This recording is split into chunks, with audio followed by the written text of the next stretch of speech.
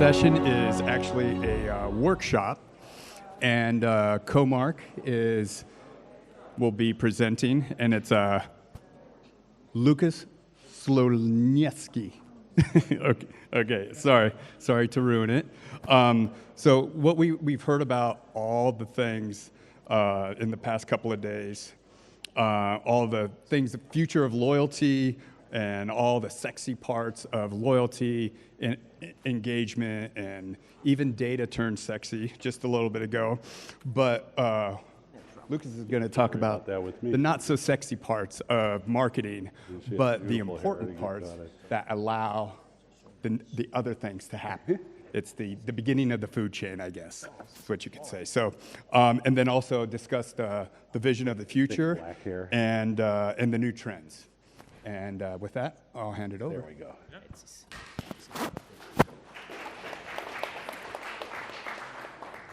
Yeah, it's a great thing to be here. So will loyalty enter the metaverse? I had to have a catchy title to bring you in, guys. Is it going to be about it?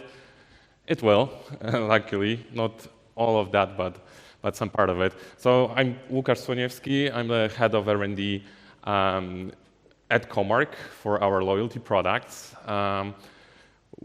And what Comarch is, just a very quick intro so you know like what to expect. We're kind of a one-stop shop for the brands if it comes to loyalty. So we can help with the loyalty strategy, the whole technology implementation. We have our own technology, and like we can support you at every step of that customer journey and the project implementation. We do have our proprietary software, so the whole marketing platform, loyalty marketing platform, from the loyalty management through data analytics, marketing automation. It's all ours. It's featured in the latest Forrester report that was launched this week. We're the best vendor in Europe, according to Forrester. We believe we're the best in the world, obviously. So what are the 3 talking points that I would like to cover today? And they are, as it was mentioned, they are not necessarily the points that are hot right now. Like, we are all talking about, I don't know, customer experience, how to build the sustainability of the brands, how to put that value. But I feel like we're not talking enough about the basics that are changing heavily right now. And we not necessarily consider the elements that could impact the loyalty marketers' world a bit indirectly. So I'm saying cookieless world, metaverse, all of that.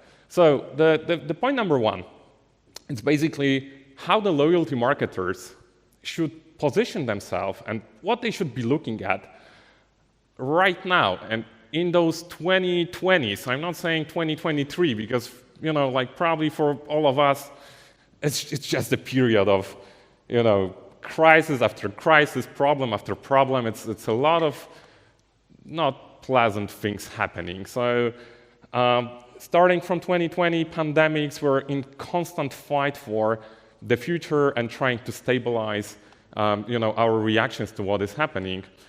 So starting from COVID era, obviously that was like a disastrous thing. But from the loyalty marketer perspective, it gave a lot of, I would say, benefits because it allowed to prove that the investment in the loyalty strategy, in the customer database strategy was worth it. The companies that were ready with that, they had the loyalty strategy, they were able to communicate with their customers when the pandemics came, when the retail outlets had to be closed. They won. They were doing much better. The ones that were able to use it in the right way, use it as a platform to communicate, to entertain, to, you know, be there for those clients in those difficult times, they gained a lot. And it also showed to the rest of the market that you actually need to invest in that, in the loyalty strategy, because with every new crisis, that might help you to survive, which made the loyalty much more mainstream. And with the interest, obviously, for you as a loyalty marketers, it's very good because with the growing interest, there are more players on the market that want to fulfill those needs. So there are more tools, more services. They are becoming cheaper, better adapted, so that's very good. But at the point of COVID and pandemics, there was this fiscal expansion. The money started to be very cheap. So there was a lot of money flowing to the market. It was very easy to get the money. And we're talking about both consumers and companies. And it didn't really, or it allowed for a certain time period not to feel the real consequences of what is happening. So actually it allowed to maintain the purchasing power of consumers, which made us really allow us to focus on, not really the monetary aspects of the business. Like we've been thinking, okay, the customer experience is very important, the sustainability, the new generation coming as a consumers. So we need to focus on that. But the wealth of society is changing quite dramatically recently. And what we have considered as being wealthy is changing. And that's a fact. Today, most of your customers are just, worse off versus where have they been. Like the salary increases doesn't really cover the inflation. It's global. It's something that we can see as a global thing. And for you as a loyalty marketers, that needs to make you think about it. Like, what's going to be the impact on your actions? What do you need to start considering? And not to get into that trap that money is not so relevant for people anymore. Because that's what we started to think of. Like, the price is not that crucial. The experience is important. People want to go for a trip or meet someone famous and not save money. But is it going to be like that all the time with what is happening on the financial market right now? I believe we need to start looking back at it. And then loyalty, once again, could play a very important role within the organization to actually help survive those difficult times for those consumers. Right now it's digital. So the format of storing that data is going to change. And it is going to be protecting the privacy much more. So it will be something different, which means that if the businesses are going to stay loyalty-less, they're probably going to become data-less, which once again makes you as a loyalty professionals allowing you to put yourself even more in the center of that customer data strategy and marketing strategy overall. Because we also know that people are open to share the data for even like directly for benefits, loyalty points, discounts. They are very happy to share the data for that. They want to have something in return because right now they are selling the data for free, basically. They are also comfortable to share that data when they they don't get anything in return, but they feel or understand that this is going to be offering them a better service, better personalization. What they don't like is definitely something that they didn't agree for, at least very consciously, because obviously we're clicking accept the cookie, but it doesn't mean we want everything to be tracked. And then the data itself is the value. You could base the company value or the competitive advantage on the data and how you're using your data itself. Spotify is the greatest example. Like they are providing exactly the same service as other streaming services, like how you can compare. Everyone has the same music and it's basically you listen to music. So how do you compete? Like they made their success because of how they use the data about how people are listening to music. And by suggesting great recommendations, people want to stay there and use that service. And this is basically the same for everyone. So what's going to be the impact of that cookieless world and other trends as well for all the big war, internal war for how to personalize?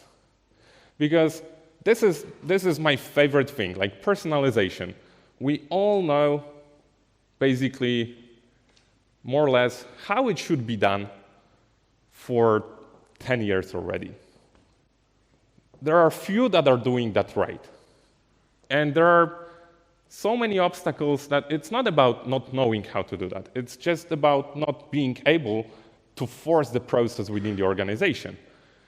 But that cookieless world and the removal of the cookies might change a bit here, because the organizations will have to focus much more and build much bigger strategies around zero-party and first-party data. There's going to be less third-party data, or at least not that direct data around customers. So the direct dialogue through the channels that are built directly by brands, directly to the consumers, are going to be gaining value. And once again, the loyalty strategy, loyalty program as a communication platform is going to play a great role here. The context of a single activity is going to be way more important than today, because we're not going to have that easily accessible history of the behaviors. It's not going to be that easy to connect the dots, that someone was on our website yesterday and they are here today again. We're not going to see that easily. So we're going to have to focus much more on what is happening right now, here and now, based on the location, on the context, on what is browsed right now. We will have to rebuild it. And then we can see a huge growth of AI ecosystems right now. And that might lead to a radical automation of the processes. We already see a lot of tools that could help marketers in their day-to-day operational work. We have the new version of OpenAI. We have a lot of tools that are using AI and could be directly implemented within the communication process. We have the tools that will write very personalized, individualized blog posts, marketing messages that will find the topics. What should you be writing about? Or they will even pass a message in form of the real person talking to the client according to what was created before. So if we're thinking about the communication process as those very high-level steps, that from the business goal we go through idea, segmentation, personalization of promotion, personalization of content, channel, time, and then we have some results that bring us back to setting up a new business goals. Basically, even right now, we can try to automate almost every single step of that process. So that could have a huge impact, and that's going to be also, once again, data-driven and based on our understanding of the client behavior. So once again, I'm putting a lot of questions, like what's going to happen and what do we need to think of? Because those changes could actually bring marketing automation and the loyalty from the technology perspective, also from the organization perspective, much closer. And this is something that was happening anyways. We see it on the market, even from the technology perspective. We see a lot of marketing automation providers trying to get into the loyalty space because it is connected. They see that. We've done the other way around. We started as a loyalty. We have a huge loyalty capabilities, and then we grew the marketing automation capabilities. But at the end of the day, everyone is going to be going that direction. They are going to try to merge those two areas because, to be honest, it's the same. It's just a consumer in the center of that. So we're always going to be the biggest issue. It is right now, and it will be even bigger issue. It's like, where do we have the data, and which data is correct? Which one do we want to use for our, building of the strategy. Obviously, very close, we're going to start setting the question like, do we need people here? Like, is there anything that AI cannot do within the process? But if we go that way, how the brands are going to differentiate? Like, the technology is going to be the same. The algorithms, they are going to be pretty much the same for everyone. So who's going to win that, fight for the consumer's attention if we just automate it all and like everyone is going to be using the same, how the brands will be able to differentiate what they are doing. So this is like, I don't have answers for that, but that's very interesting. Like I'm happy to see that. And then metaverse loyalty. So finally, to the topic, the metaverse. There was a lot of hype, and this is again something that we at Comarch like to observe, but we usually are very resilient if it comes to acting very quickly because many of those trends are just coming and going. So the metaverse, I'm pretty sure that most of you are familiar with that, but just for those that are not that much familiar, it's like those virtual worlds where you could basically immersively experience the internet rather than just use the internet. So you get into that virtual world and you do different things. And there are different metaverses because obviously there was a lot of hype and a lot of information about the Facebook Meta investing in the metaverse, in their own metaverse, burning a lot of money without the real results. But there are very successful metaverses, and they are mainly built around gaming experience. So we have Roblox, we have Fortnite. So those are the metaverses that has like 50, 60 million of active users every day. Meta's metaverse, they had like 500,000. Right now they have like 200,000 active users. So considering the investment, it's not a great success. But again, the question is going to be, will it impact the loyalty and the loyalty strategies of brands? I could say probably yes, if the predictions are gonna happen. So, of course, Mark Zuckerberg wouldn't invest so much money if he didn't believe that this is gonna be a real thing, that people are gonna be just living in that virtual world, spending money there, bringing services. We personally believe in Comarch that it is gonna happen. The question is where and when. So in which metaverse is going to be the leading one? Which is going to win the race? Because there has to be one that is going to take the leading place. And then if it happens, but the other thing is, it's not going to happen soon, because it will probably happen when those generations using very actively metaverses, like Fortnite, like Roblox, so basically my kids, they will be so used to living in that world and staying and having friends there that, starting to earn money there, it's just going to be a natural process.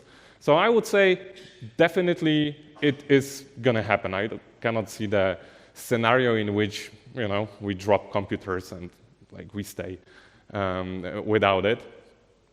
So this is going to open a lot of new opportunities for the loyalty marketers for sure, because right now we're saying we try to capture customer behavior and their journey, and this is not that easy, especially in the physical world, because obviously in digital space it's way easier. But imagine that virtual world where we can track everything, every single activity, every single word.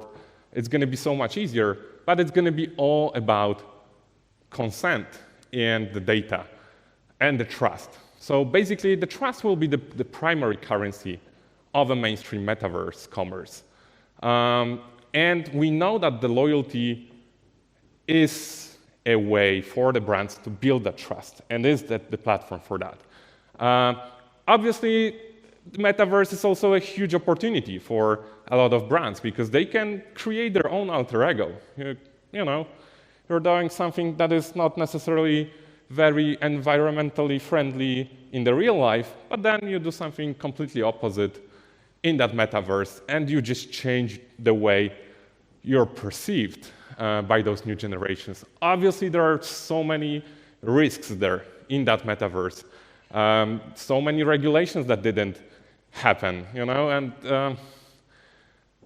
you can, go in many different scenarios, like Orwell ones, like you're watched, every step is recorded, and then what does it mean for you? So there are going to be some blockers, there are going to be some potential risks, but I don't think that it's going to stop the development of that. Am I sure about that? Of course I'm not, because it's like, as I'm saying, a lot of things are popping up. We think that it's going to be a next best thing, great thing, and they just disappear. Right now, everyone is focused on ChatGPT. That's a great example. They just got 1 million users in 5 days. Facebook Metaverse never had it. Normal Facebook, it took 10 months to get it. People were investing a lot of money in NFTs. Right now, people are just not even saying they did. So the NFT is a good example of that. Like, what is happening on the market? Like 2021, it was huge. Like, it was all based on the fear of missing out. People were buying NFTs because that was the moment. You can only do it right now. If you miss it, probably you lose a lot. So, that was a huge race. You probably heard about those examples of someone buying the first first tweet, basically, or some digital Nike shoes were sold for more than $100,000. And the biggest, the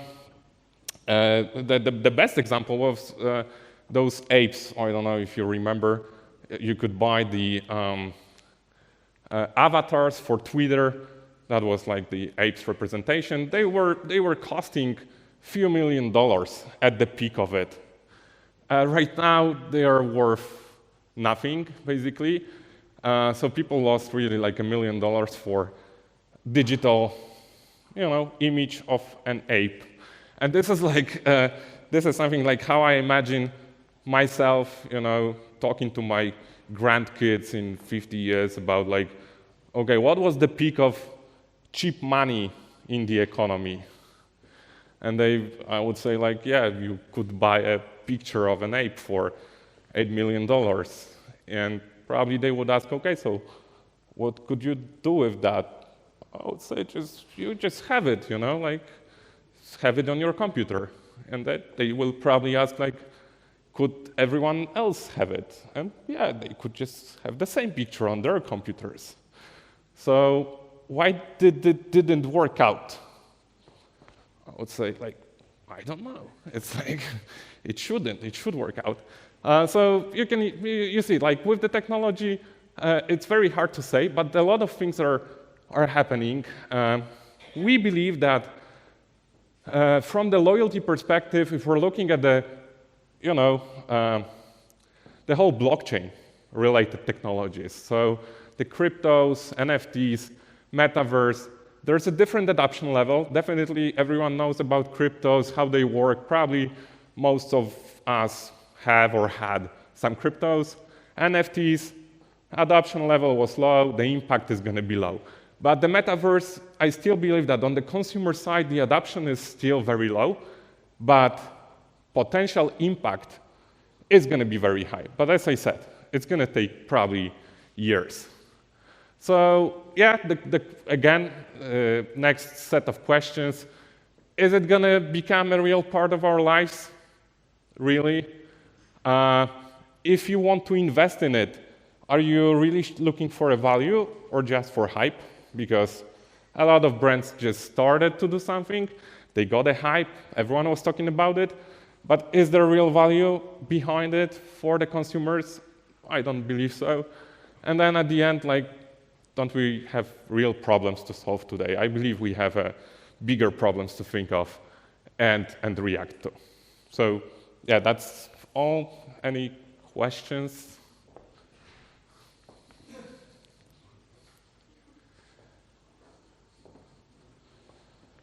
One moment. Metaverse. I think we're going to go there, and this is going to be just another channel potentially for the future. What I wonder is, one of the characteristics of a metaverse, in theory, is that it's going to be decentralized. So data are going to sit potentially on blockchain. Therefore, my question is, I have an idea about, my feeling is that the data then will belong to the customers, and there will be a need for, and then customers will decide what to share and when with the companies. And therefore, there will be a need for companies to change the approach. So basically, you need to be able to get the data very quickly, integrate with existing data, and do some sort of real-time CRM or something similar. The question is basically, I can't answer my question. My question is, do you agree with this vision, and do you have anything else to, would you have like a different point of view? Yeah, there are I agree with the vision that would be the best case scenario. Like the best would be for, I would say for people, like regular people, that would be the best case if Metaverse, if the winning Metaverse is going to be open source and in control of people, not some corporation. Is it a realistic scenario? We all know that money really, has a power. So probably there's going to be someone that has more power and can promote better some solution that they can earn on. That's my opinion. Although anything can happen, but definitely we also look at this from that perspective that it's never going to work if the consumer doesn't have a full control over the data and how this data is used. So that's going to be the main element. But the question is, who's going to be the operator of that data? Because I'm going to be able to say, okay, I want Adidas to see that data, but I don't want Nike to see that data. And that's going to be my choice. But is there going to be someone in between or below that see all the data? Could be.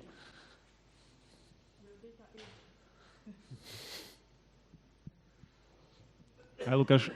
Thanks for the insights. In the past 2 days, we learned how difficult it is to get trust of the customers and how to build it up and how quickly you can lose it. And really in the eyes of the digitalization and also in the eyes how in real time you will need to process data in the future.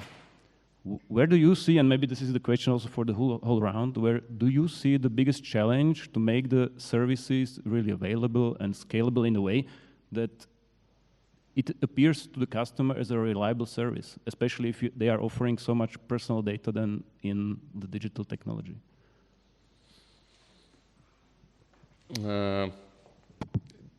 Definitely, I don't feel that the technology is going to be a blocking point here.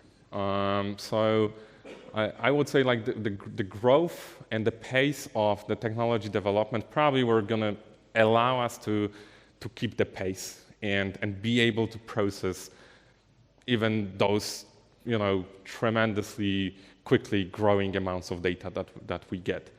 So the biggest challenge definitely is going to be the ownership, because that is changing. We see that even right now with removal of the cookies. There are ideas. We have 4 big players: Apple, Amazon, Meta, and who's the 4th one? Yeah, Google. Sorry. And they already stated that they won't use the same standard. They are not going to agree to have a common one, which makes the life even more complex, like it wasn't complex already. And I feel like this is going to be a big fight for power, because like everyone understood, the data is power and money. So I guess that might be a big challenge, like how complex is it going to be for you to get the full picture because of the ownership of the data potentially.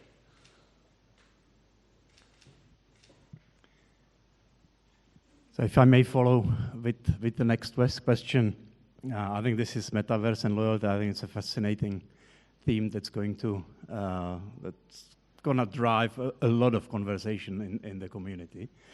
I'm going to use it as a bit of an advertising, but I've got a specific question. So I'm doing a bit of a academic work actually on Metaverse and loyalty. So it'll be great if you can kind of help me out, and I'll be reaching out to some of you with some questions.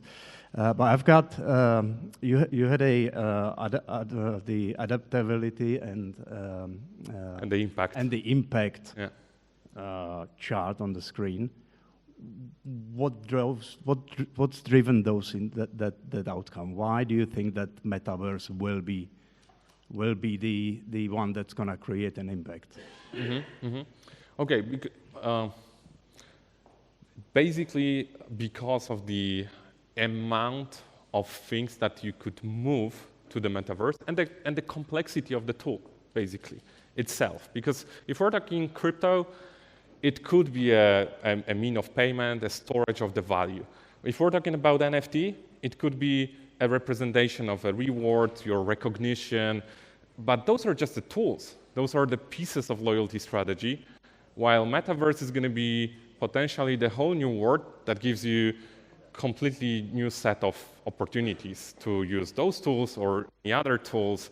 And because of the complexity of that environment, once again, if we find a way to standardize it, or if one is going to be the leading one, that's going to open a completely new set of opportunities. And that's why we believe potentially it might have the biggest impact if we get there. Thank you so much, Łukasz. Thank you.